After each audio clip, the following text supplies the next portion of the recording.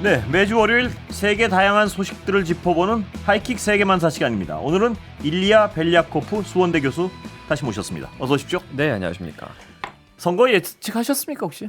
저는 예측했죠. 미국 대선? 아 그래요? 네. 트럼프 후보가 이길 줄 예측하셨다는 말씀이시죠? 네, 저는 그렇게 생각하고 있었습니다. 예, 끝나고 나서 말씀하시는 건 아니고요. 아닙니다. 예. 자, 트럼프 당선자와 푸틴은 좀 아주 직설적인 질문 단순해요. 친합니까? 아닙니다. 아닙니까? 왜 아닙니다. 근데 친하다는 소리들을 하죠? 그러니까 그건 미스터리인데, 예. 이 트럼프의 일기부터 이제 그런 소리가 계속 이제 돌고 있는데 예. 사실상은 아닙니다. 아. 트럼프의 일기 때도 보시면 우크라이나를 제일 많이 무기를 지원하는 사람이 바로 트럼프고, 예.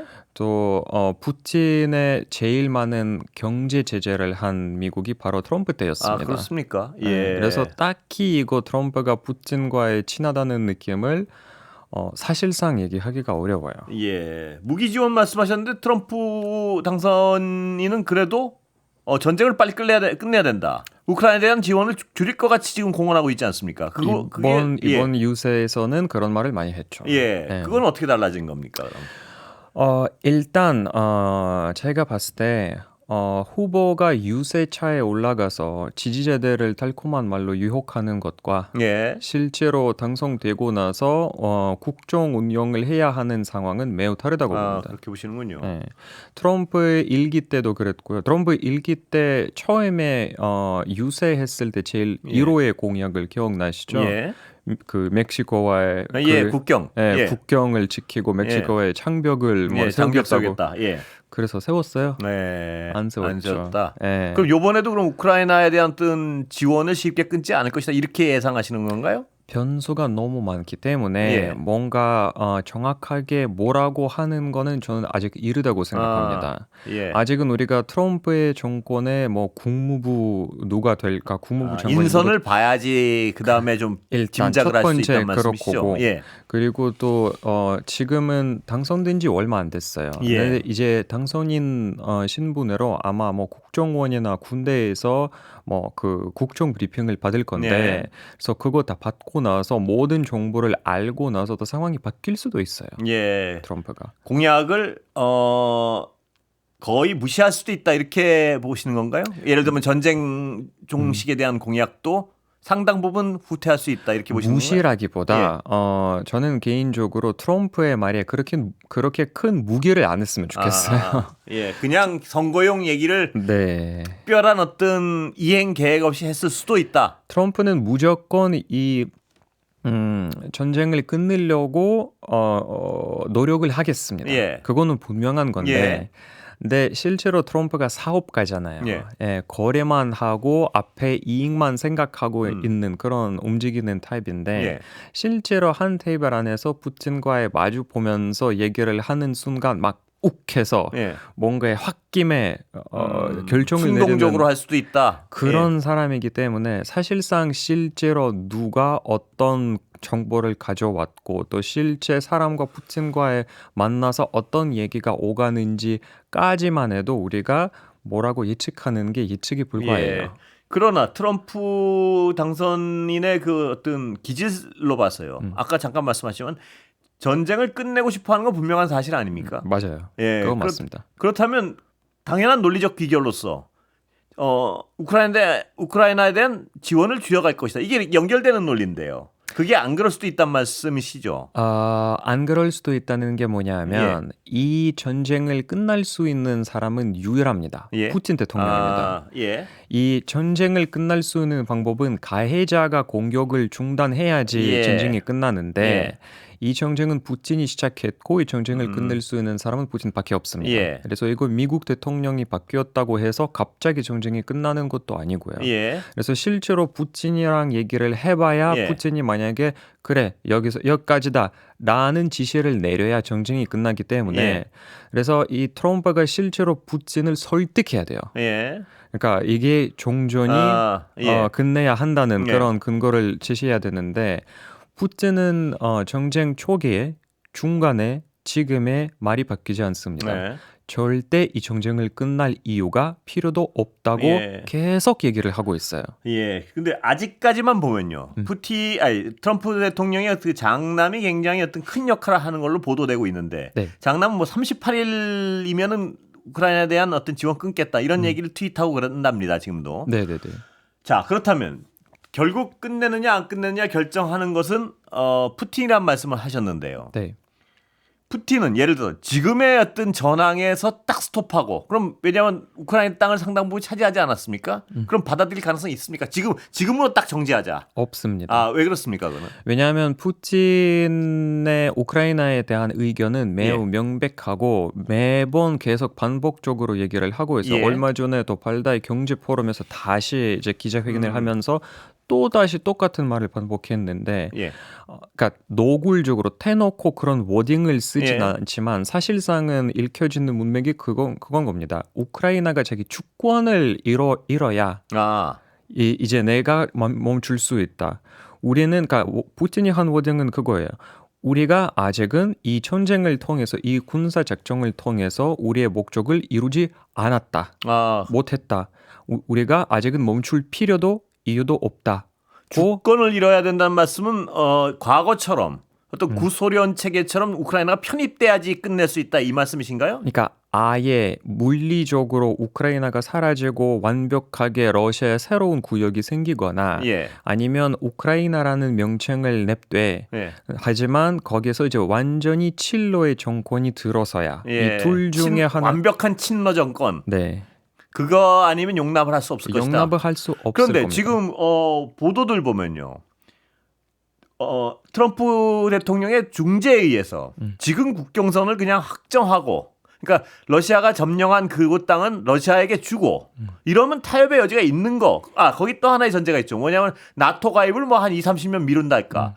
그 두 개를 확약하면 충분한 어떤 협상 가능성이 있지 않냐. 이런 보도가 많은데요. 그건 그렇게 보시지 않나 보죠? 이런 보도가 많았습니다. 예. 이거 지금 말씀하신 게 제일 최근에 나온 예. 것뿐이고 그 이전에는 정말 많았습니다. 예. 지금은 트럼프의 부 대통령 하고 있는 제이디 벤스가 있잖아요. 그 전에 얘기가 또 달랐고 그리고 또 국무부 장관 후보로 오를 것 같은 사람이 한 얘기는 보면 또 다른 얘기고 예. 아직은 일괄된 입장이 없고 예. 누가 공식적으로 이게 트럼프의 정권이 입장이다라는 거는 없습니다. 예, 제가 그 말씀은 이해하는데요. 그러니까 트럼프 정권의 공식적인 입장은 인선이 되질 않았기 때문에 아직 모르는데 네. 푸틴으로서는 제가 보기에 20년, 30년 나토 가입 미루고 지금 점령지 차지하고 이러면 협상 가능성이 있습니까, 없습니까?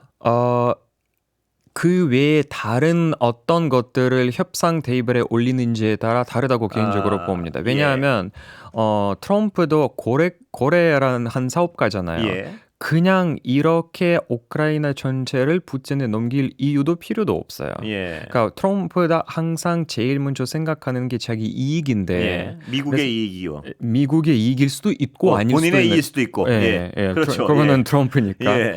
어쨌든 트럼프가 항상 이런 타입의 사람들은 제일 싫어하는 게 뭐냐면 내가 얻는 게 없더라도 상대가 나보다 더 많은 이익을 보면 안 된다는 심리예요. 예. 그래서 트럼프가 만약에 이렇게 푸틴을 대화를 하면서 나보다 푸틴이 지금 훨씬 더 이익을 본다 그러면 바로 취소예요. 예.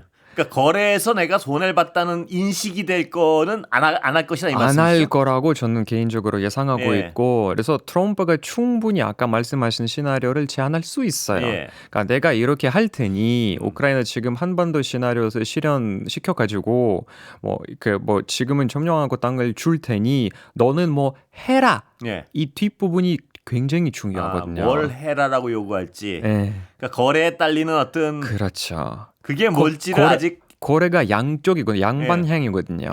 그래서 그 양방향으로 내세울 그런 제안이 뭔지에 따라 푸틴의 입장이 바뀔 수도 있고 아닐 수도 있습니다. 뭐가 있을까요? 글쎄요. 구속 조항이.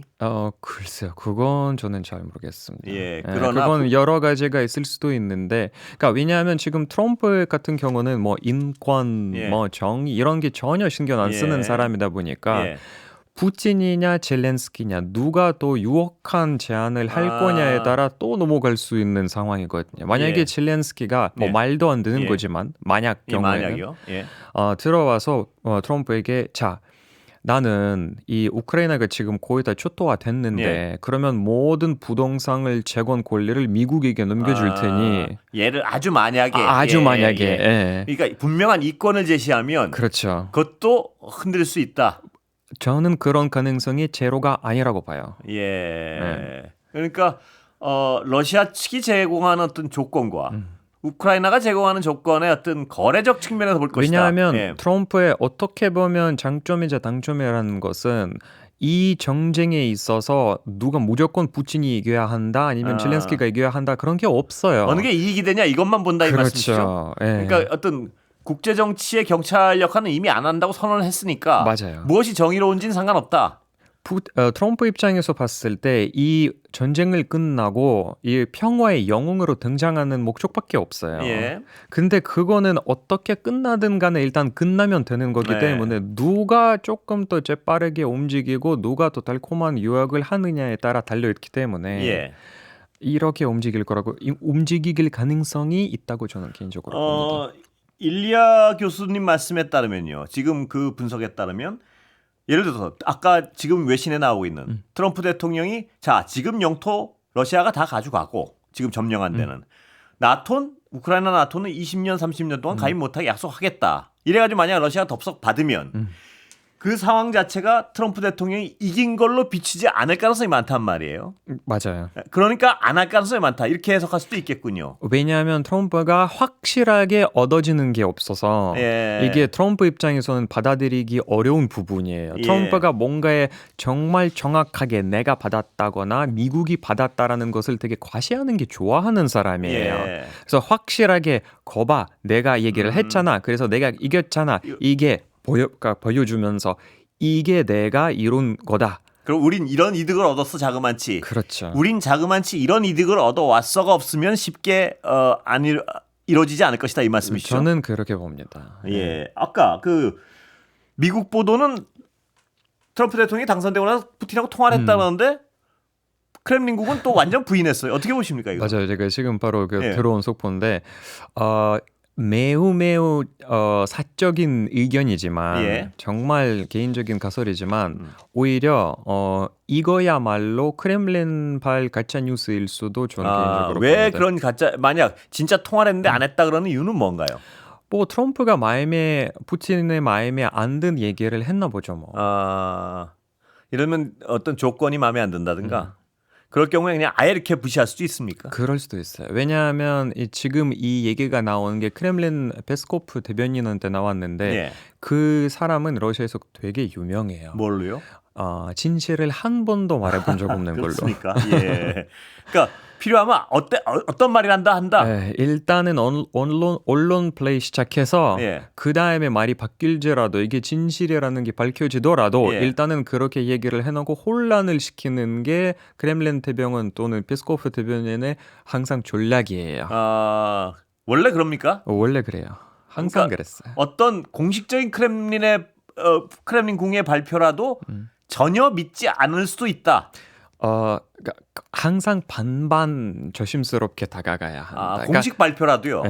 그러니까 예. 아닐 수도 있고 그럴 수도 있고 아닐 수도 있는데 저는 굳이 둘 중에 그러니까 페스코프 대변인 말과 미국의 언론 이 예. 둘 중에 굳이 고르자면 저는 미국 언론 미국 언론이 진실일 가능성이 많다. 예. 가능성 봤을 때는 가능성으로. 물론 팩트에 대해서는 확인된 바가 없으니까요. 없습니다. 예. 예. 그러나 크렘린국은 언제든 팩트와 다른 얘기를 아무렇지 않게 할 수 있다. 여태까지는 그 늑대 소년이라는 게 있잖아요. 예. 워낙 그런 얘기 너무 옛날에 많이 해봐서 예. 이제는 딱히 신뢰가 안 가는. 자, 북러 관계는 어떻게 보세요? 지금은 완전 그러니까 그런 밀착입니까 지금은? 그런 표현이 적절할지 모르겠지만 기생충 관계라고. 어떤 건가요? 아까 예. 북한이 예. 이런 상황에서 제일 외교를 잘하는 나라가 북한이라고 예. 봐요, 저는. 예. 러시아에서 기생충처럼 붙어서 예. 또 상징적인 얘기지만 이제 파병을 해서 자기 몹값 올렸죠. 예. 또 그 파병을 통해서 지금 상당히 많은 외화를 아마 벌고 있겠죠. 예. 그걸 통해서 또 중국과의 여러 가지 몹값을 오른 걸로 또 새로운 협상할 수 중국과의 있는 협상 카드가 되고 있고요. 러시아에 그렇죠. 밀착함으로써. 그렇죠. 예. 그래서 외교를 되게 잘한다고 저는 개인적으로 봐요. 그런데 과거 어떤 물론 구소련 시대의 얘기지만요. 세계 어떤 전략적 강대국 아니겠습니까? 구소련으로 생각하면 그렇죠. 그 나라일 때는 북한을 굉장히 무시했단 말입니다. 맞습니다. 아주 조그만 나라, 맞습니다. 동방에 있는 네. 아주 뭐 피그미 국가라는 얘기도 제가 하는 걸 봤고요. 맞습니다. 그런데 그 러시아 그만큼 쇠퇴한 증거인가요? 북한한테 이렇게 밀착하는 것은? 러시아 입장에서 봤을 예. 때는 그렇죠. 쇠퇴한 어떤 반증이라 이 말씀이시죠? 그렇죠. 그러니까 워낙 이제 고립되다 보니까 다른 나라에서는 도움을 받을 수 없는 상황에서 예. 북한에라도 어차피 그게 뭐 무기라든가 이런 것들을 받아야 한다는 것도 그렇고 또 이거 받는 거는 이제 자신감이 떨어지니까 그게 마치 동맹처럼 포장해가지고 예. 우리가 뭐 강하다 반미의 새로운 그런 그러니까 월드 오더를 그 질서를 만들고 있다라는 포장을 해서 보여주는 거죠. 예. 그런데 그 굉장히 약화돼 있다는 분명한 어떤 징표 중에 하나군요. 북한과 저렇게 동맹 얘기가 나오고 밀착하고 있다는 것은. 저는 그렇게 봅니다. 예. 왜냐하면 중국도 그거는 아주 반갑게 볼 필요가 없거든요. 그렇게 반갑게 보지도 않을 거예요. 예. 예. 오늘 뭐 시간이 금세 다 됐습니다. 여기까지 듣겠습니다. 감사합니다. 감사합니다. 예. 여기까지 듣겠습니다.